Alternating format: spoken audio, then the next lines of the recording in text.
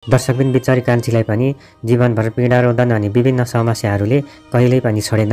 आदरणीय दर्शकबिन तर कान्छी भने जति नै सुकै समस्या आइपारे पनि कान्छीले भने निकै आँट र साहस गरेर समाजका नकारात्मक टिक्का टिप्पणीलाई व्यवस्था गरेर बाँच्ने कोसिस गरिरहेकी छन्।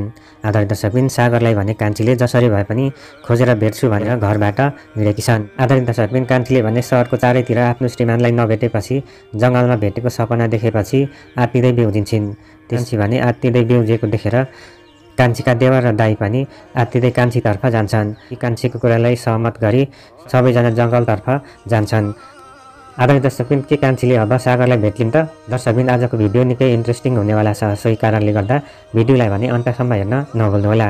यदि हाम्रो च्यानलमा नयाँ हुनुहुन्छ भने हाम्रो च्यानललाई सब्सक्राइब गरी नजिकै रहेको बेल आइकनलाई थिची अल नोटिफिकेसन अन गर्नुहोला, ताकि यस्तै किसिमका लेटेस्ट भिडियो आउने दिनहरूमा पनि अपलोड गर्नेछौँ। आदरणीय दर्शकबिन कान्छाका प्रेमिकाको बुवाले आफ्नी छोरीलाई थर्काएको देखेर गाउँले महिलाहरू पनि निकै अचम्मित हुन्छन्। आफ्नी छोरीलाई यसरी थर्काएको देखेर बुवा नै उस्तो रहेछ भनेर भन्छन्। बिचरीको आमा पनि सानैमा बिती, अब बुवाले पनि यस्तो व्यवहार गरेपछि पहिला जान्न त भनेर भन्छन्। छोरीको खुसी देख्न नसक्ने पाप रहेछ भनेर भन्छन्। सोही कारणले गर्दा यी सारा कुराहरू ती महिलाहरूले भनेका कुरा सारा यी केटीको बुवाले सुन्छन्। त्यसपछि ती महिलाहरूले भन्छन् बिचारी यी केटीको त केही गल्ती छैन रहेछ, सारा समस्या त बाउकै पो रहेछ भनेर ती महिलाहरू लजाउँ घरतिरै भनेर भन्छन्। त्यसपछि आफ्नो घरतर्फ लाग्छन्। आदरणीय दर्शकबिन उता सागरलाई फसाउनका लागि यसरी जङ्गलमा पुर्याउन मद्दत गर्ने सागरकी पहिलेकी गर्लफ्रेन्ड पनि लागि परेकी हुन्छन्। सागरको गर्लफ्रेन्डकै कारणले गर्दा सागरलाई भने अहिले जङ्गलमा बाँधिएर राखेको छ। सागरको यति धेरै पीडा देखेर ती केटीलाई पनि धेरै नै माया लाग्छ। सागरकी ती गर्लफ्रेन्डले भने सागरलाई भने छोडिदिनु भनेर भन्छन्, किनकि तपाईँले भने धेरै नै पीडा दिइसक्नुभयो भनेर भन्छन्। त्यसपछि सागरलाई पीडा दिनुभन्दा बरु मलाई पीडा दिनु भनेर भन्छन्। आदरणीय दर्शकबिन यस्तो भनेपछि ती गुन्डा पनि निकै रिसाउँछन्। सागरलाई अहिले छोडिदिनुहोस् मामा भनेर भन्छन्। सागर भने मैले मन पराएको मान्छे हो, सोही कारणले अहिले सागरलाई भने छोडिदिनु भनेर भन्छन्। आदरणीय दर्शकबिन ती कुरा सुनेपछि ती गुन्डा पनि निकै एग्रेसिभ बन्छन्। आदरणीय दर्शकबिन ती गुन्डाले भने सागरलाई भन्छन्, तैँले भने यो सबै गल्ती गरेको भनेर एक्सेप्ट गर भनेर भन्छन्, नत्र भने तँलाई म मारिदिन्छु भनेर भन्छन्। यस्तो भनेपछि सागरले भने यी सारा कुरा भने अस्वीकार गर्छन्। आदरणीय दर्शकबिन सागरले यस्तो अस्वीकार गरेको देखेर सागरलाई भने ती गुन्डाले निकै आक्रमण गर्छन्। पछि ती केटीले पनि भन्छन्, मलाई भने उहिले तपाईँले बेचिसक्नुहुन्थ्यो, मलाई तपाईँले फाइदाको लागि मात्रै यसरी पाल्नु भएको भनेर भनेपछि ती गुन्डा पनि निकै रिसाउँछन्। तिमीलाई भने मैले केही पनि गरेको छुइनँ, तिमीले मलाई अहिले भने साथ देऊ भनेर भनेपछि सागरले यो सारा गल्ती गरेको भनेर भन्न लाऊ भनेपछि ती केटीले पनि सागरले कुनै गल्ती नै गरेको छैन, किन उसले एक्सेप्ट गर्छ भनेर भन्छन्। त्यसपछि ती गुन्डा पनि निकै रिसाएर दर्शकबिन सागरलाई भने यसरी माया गरेको देखेर ती केटीलाई पनि चारैतिर बाँच्छन्। त्यसपछि सागरकै जस्तो बनाउँछन्। आदरणीय दर्शकबिन ती गुन्डा भने रिसाएर निकै आगो जस्तै भन्छन्। उता सागरलाई फसाउनको लागि जोनी पनि निकै कोसिस गरिरहेकी हुन्छन्। आदरणीय दर्शकबिन कान्छीको भिडियो भाइरल भएको देखेर उनीहरू भने जोनीको टिम भने निकै खुसी हुन्छन्। आदरणीय दर्शकबिन त्यसपछि कान्छी कहाँ छ भनेर गाउँमा कल गरेर जोनीको टिमले पनि सोध्छन्, तर गाउँका मानिसले भने मलाई भने केही थाहा छैन, सहरतिर गएकी छे भनेर र समय त कल केही कन्ट्याक्ट पनि थिएन भनेर ती गाउँकी महिला पनि निकै रिसाउँछिन्।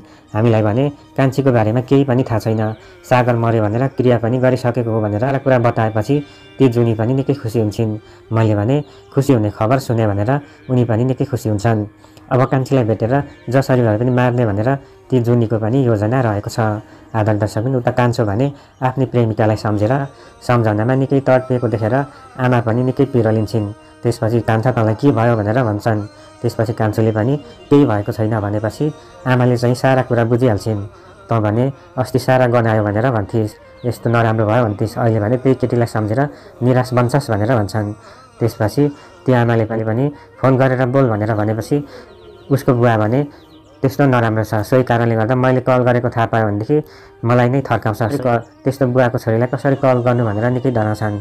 त्यसपछि आमाले पनि मेरो मोबाइलबाट गर, त्यसमा बोल्छु, त्यसको बुवा नजिकै छ भने बोल्नु पर्दैन, यदि टाढो छ भने म तँलाई फोन दिन्छु अनि बोल भनेपछि कान्छा पनि निकै खुसी हुन्छन्। आफ्नी आमाले यसरी आफ्नो कुरा बुझेको देखेर निकै खुसी हुन्छन्। आदरणीय दर्शकबिन त्यसपछि आमाको मोबाइलबाट फोन गरेर कुराकानी गर्छन्। गर्लफ्रेन्डसँग आमाले पनि राम्रोसँग फोन गरेर बुझ्छन्। त्यसपछि आमालाई भने दर्शन आमा भनेर ती केटी पनि राम्रोसँग बोल्छन्। आदरणीय दर्शकबिन कान्छाकी ती केटी भने निकै डराइरहेका हुन्छन्। यता कान्छाकी आमा पनि त्यस्तो बुवाको अगाडि किन फोन गर्नु, किन लामो बोल्नु भनेर ल बुवा नभएको समयमा मलाई कल गर्नु भनेर कान्छा पनि बोल्नको लागि धेरै नै उत्साहित छ। कान्छा भने अहिले धेरै नै तिम्रो याद गरिरहेको छ, बुवा नभएको बेलामा फोन गर भनेर आमाले भनेपछि हुन्छ हुन्छ आमा भनेर भन्छन्। उता ती केटीका बुवा भने अब त फोनमा बोल बोल भनेर भन्छन्। उता ती केटीका बुवाले पनि अब त जति फोन गरे पनि हुन्छ, म भने केही भन्दिनँ भनेर भन्छन्। आदरणीय दर्शकबिन उता बुवा भने अहिले निकै चेन्ज भएका छन्। कान्छीका आमाले पनि सारा कुरा बुझेपछि आफ्ना छोरालाई भन्छन्। कान्छालाई भने आमाले भन्छन् त्यसको बुवा भने नजिकै रहेछ, सोही कारणले गर्दा फोन भने मैले राखिदिएँ। अब एक्लै भएको समयमा एकान्तमा गएर फोन गर भनेर भनेकी छु। अब एक्लै भएपछि अवश्य पनि तँलाई फोन गर्छ भनेर भनेपछि हुन्छ हुन्छ आमा धन्यवाद, तपाईँले मेरो कुरा बुझिदिनु भयो, समस्या यसरी तपाईँले बुझिदिनुहुन्छ भनेर मैले कहिले पनि कल्पना गरेको थिएन भनेर भन्छन्। त्यसपछि आमाले पनि आफ्ना छोराछोरीको खुसी नै बाबाआमाको खुसी हुन्छ, सोही कारणले गर्दा तैँले भने यसरी चिन्ता गरेको देखेर म कहाँ खुसी हुन सक्छु र बाबु भनेर भन्छन्। आदरणीय दर्शकबिन कान्छाले पनि सारा कुरा भनिसकेपछि कान्छा पनि कुरा बुझिसकेपछि निकै खुसी हुन्छन्। कान्छा भने निकै नेगेटिभ कुरा गर्छन्। अब त्यस्तो पापी बाबुले हामीलाई एक हुन कहाँ देलान् र भनेर भन्छन्। अब जसरी भए पनि समस्या सुल्झाउनुपर्छ, चिन्ता नगर भनेर भन्छन्। केही क्षणमा उताबाट फोन गर्छ भनेर भन्छन्। दर्शकबिन कान्छाको ससुरो पनि सारा कुरा सोध्छन्। कान्छाका ती ससुरोले पनि सारा कुरा बुझ्छन्। त्यसो बुवाले पनि छोरीको मनको कुरा सारा बुझ्छन्। त्यसपछि ती केटीको बुवाले भने म आफै रङ रहेको छु भनेर सारा कुरा बुझ्छन्। अब भने गाउँका महिलाहरूले पनि मलाई त्यति नराम्रो व्यवहार गरे, त्यति नराम्रो वचन गरे, अब भने मैले परिवर्तन हुनुपर्छ, छोरीको खुसीको लागि म पनि खुसी हुनुपर्छ भनेर भन्छन्। आदरणीय दर्शकबिन यसरी ती केटीका बुवा पनि अहिले भने सकारात्मक बनेका छन्। आदरणीय दर्शकबिन उता जुनी भने कान्छीलाई मार्नको लागि योजना बनाइरहेकी हुन्छन्। आदरणीय दर्शकबिन जुनीले भने त्यसलाई जसरी भए पनि भेटेर मार्नै पर्छ भनेर भनिरहेकी हुन्छन्। अब गाउँमा फोन गरेर त्यसको फोन नम्बर लिनुपर्छ, त्यसपछि पत्ता लगाएर त्यसलाई नमारिकन म कहिले पनि खुसी हुन्न भनेर भन्छन्। त्यसपछि कान्छीको हत्या गर्ने योजना अनुसार गाउँमा फोन गरेर कान्छीको फोन नम्बर माग्छन्। तर गाउँका ती महिलाहरूले भने यति लामो समयपछि बल्ल बल्ल कल गरेको छे, कान्छीको बारेमा हरेक कुरा सोध्छे, आखिर कान्छीको बारेमा मलाई केही पनि थाहा छैन भनेर भन्छन्। ठिकै छ, तँलाई केही थाहा रहेनछ भनेर जुनीले पनि फोन भने काट्छिन्। तर जुनीको योजना भने कान्छीतर्फ निकै नै मौलाएको छ। दर्शकबिन उता कान्छीका देवर र दाई भने सागरलाई खोज्नको लागि जङ्गलभित्र पसिरहेका हुन्छन्। आदरणीय दर्शकबिन कान्छी पनि धेरै नै पीडित बनेकी हुन्छन्। कान्छीको जीवनमा सुखको भने कहिले पनि अनुभव गर्न पाएकी छैनन्। आदरणीय दर्शकबिन पटक पटक कान्छीलाई भने पीडाको जीवन अहिलेसम्म बिताइरहेकी छिन्। यति धेरै माया गर्ने सागरलाई कसरी कहाँ गएर भेटौँ भनेर उनी भने खोज्नको लागि तल्लीन छन्। आदरणीय दर्शकबिन सागरलाई खोज्नका लागि सबैजना जङ्गलभित्र पस्दै गरेका हुन्छन्। तर बाटोमा एकजना व्यक्तिलाई भेटेपछि यो जङ्गलभित्र छिर्ने बाटो कता छ भनेर भन्छन्। त्यसपछि ती व्यक्तिले भने जङ्गलमा तपाईँहरू घुम्न छिर्नु हुने होला, तपाईँहरू जङ्गलमा किन जानुहुन्छ, जङ्गलमा भने धेरै डरलाग्दा बाघ भालु यस्ता विभिन्न किसिमका डरलाग्दा जनावरहरू छन्, भित्रभित्र नपस्नु होला किनकि तपाईँहरूको ज्यान लिन पनि सक्छ, सोही कारणले गर्दा अलिक सावधान बन्नु होला भनेर भन्छन्। त्यसपछि कान्छीका दाई र देवर भने निकै डराउँछन्, हामीलाई बाघ भालुले आक्रमण गर्यो भने के गर्नु, हामी नजाउँ भनेर भन्छन्। तर कान्छी भने नडराइकन ल जाउँदै केही पनि हुन्न भनेर भन्छन्। जसरी भए पनि सागर सरलाई भेट्नु छ भनेर भन्छन्। यो जङ्गलभित्रको यस्तो डरलाग्दो रहस्य बुझेर उनीहरू पनि निकै डराउँछन्। आदरणीय दर्शकबिन तर जसरी भए पनि सागरलाई भने खोज्नै थियो, सोही कारणले गर्दा उनीहरू भने अगाडि बढ्छन्। आदरणीय दर्शकबिन तर कान्छीले भने आफ्नो श्रीमान सागरलाई बोलाउँछन्, उनले भने चिच्याएर बोलाउँछन् तर पनि केही आवाज आउँदैन। आदरणीय दर्शकबिन कान्छीले भने छिटो जाउँ भनेर जङ्गलको बीचतर्फ लाग्छन्, जङ्गलको चारैतिर खोज्छन्। आदरणीय दर्शकबिन उनीहरू भने निकै निराश बनिसकेका हुन्छन्। तर उनीहरूको सागरलाई खोज्ने प्रयास भने जारी नै रहेको हुन्छ। आदरणीय दर्शकबिन यस्तो डरलाग्दो जङ्गलमा तीनजना मिलेर खोजिरहेका हुन्छन्।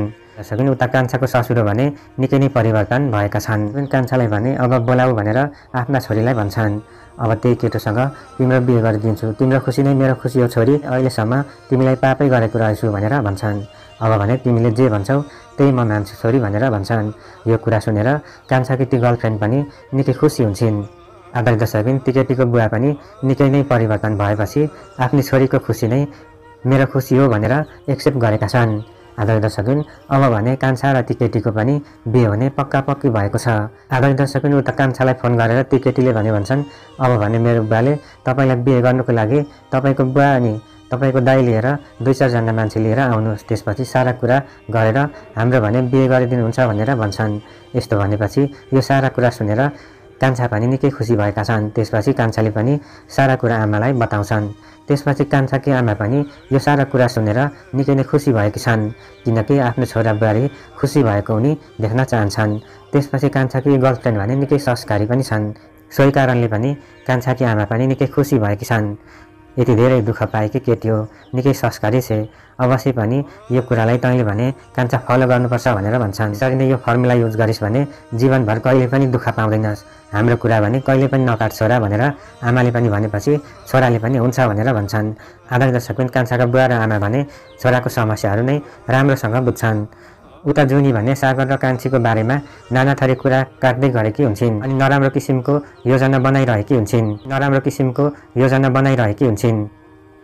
त्यसपछि जुनीको साथीले भने अब कान्छीलाई हामी भेटिँदैन भनेर भन्छन्। अब कान्छी र सागर भने अवश्य पनि हामीले भेट्दैन भनेपछि जुनीले पनि भन्छन् अशुभ त नबोल भनेर भन्छन्। मेरो योजना जसरी भए पनि सफल हुन्छ। त्यसपछि जुनीलाई भने टिकेटीले भन्छन् तेरो विगतको बोयफ्रेन्ड भने सागर हो भनेर भन्छन्। यो कुरा तेरो अहिलेको बोयफ्रेन्डले थाहा पायो भने के भन्छ भनेर भनेपछि यो सारा कुरा कसैले पनि भन्ने होइन भनेर भन्छन्, तैँले पनि यस्तो कुरा नगर भनेर भन्छन्। त्यसपछि जुनीले भन्छन् सागर मेरो प्रेमी हो भनेर कसैले पनि भन्ने होइन, त पनि नभन् भनेर भन्छन्। यस्तो भनेपछि जुनीको साथीले पनि हुन्छ भनेर भन्छन्। आदरणीय दर्शकबिन उता कान्छीको टिम भने जङ्गलमा सागरलाई चिच्याउँदै चारैतिर खोजिरहेका हुन्छन्।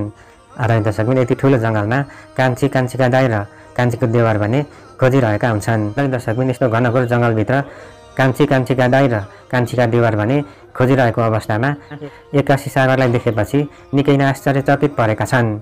आदरणीय दर्शकबिन आजको भाग यतिकैमा सकिएको छ। अर्को भागमा के होला त बुझ्नका लागि हामीसँगै कनेक्ट रहनुहोला। आजको यस भिडियोबाट मलाई पनि बिदा दिनुहोस्। नमस्ते, जय नेपाल। तपाईँको बाँकी पल सुखद रहोस्।